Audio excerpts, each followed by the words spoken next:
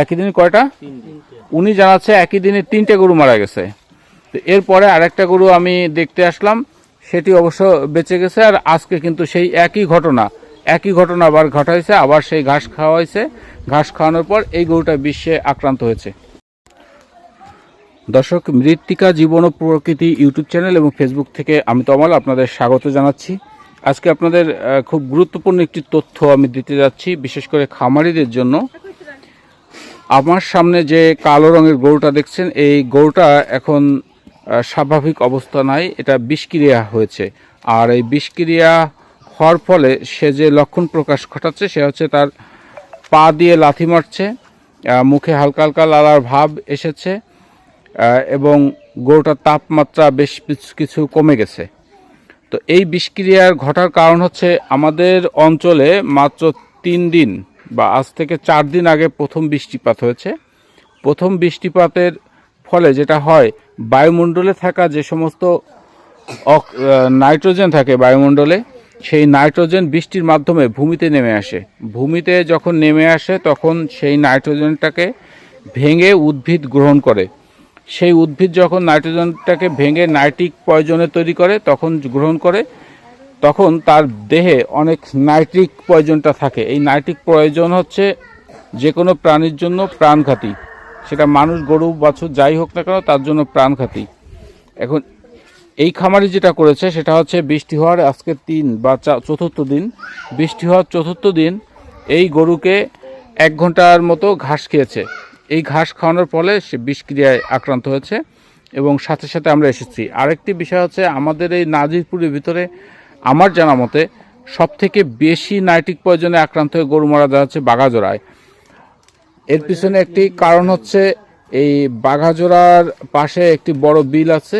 এই বিলে প্রচুর পরিমাণের ধান চাষ করা হয়, আর এই ধানের আলে বেশ পরিমাণের ঘাস হয়। সেই ঘাসগুলো ওনারা খাওয়ান।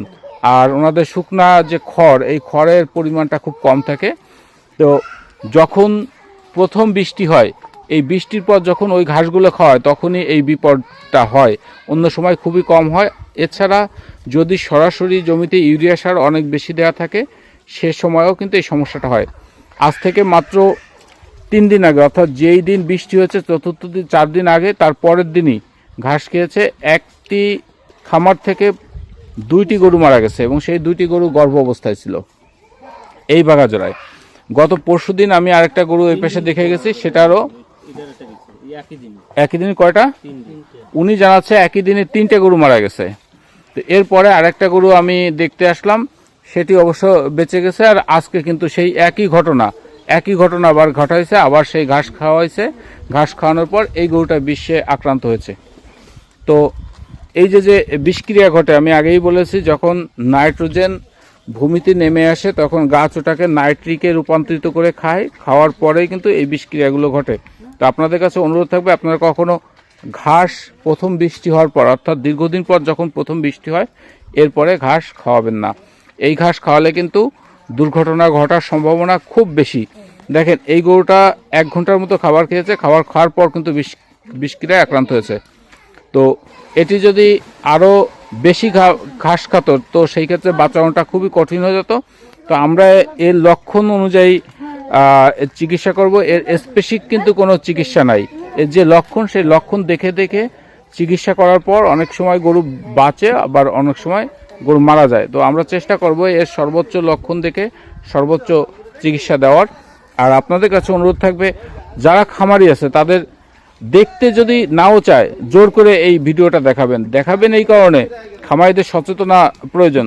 আমি যে খামারে এসেছি এর যথেষ্ট পরিমাণ আমার কাছে যায়, একে অনেকবার আমি বলার পরও তার ভিতরে কিন্তু সেই জিনিসটা কাজ করে না। আর আজকে সেই নিজের ঘরেই আজকে সেই গরু বিষক্রিয়ায় আক্রান্ত হয়েছে।